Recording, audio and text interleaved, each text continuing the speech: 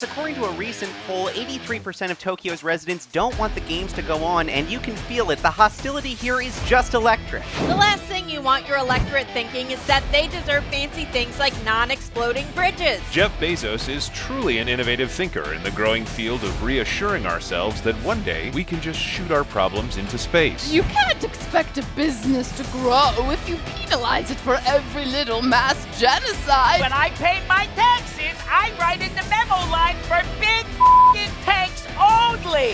Andrew Giuliani refused to talk to us on the record. Therefore, I will interview a hyper-lifelike stand-in that some viewers might consider overly humanizing. We will cut childhood poverty by almost 50%. I don't know, Senator. I think this is far from the best use of your time considering kids can't vote. Cecilia, why aren't you crying? Are you some sort of unfeeling sociopath? Just a heads up, Howard. You can't f***ing say stupid on this show, okay? Remember, folks, masks and vaccines are government overreach. My right to kill you if you so much as sneeze. That's government doing its job. Timothée Chalamet is not sexy. He's a skinny little twerp. Whoa, let's keep it to politics, huh?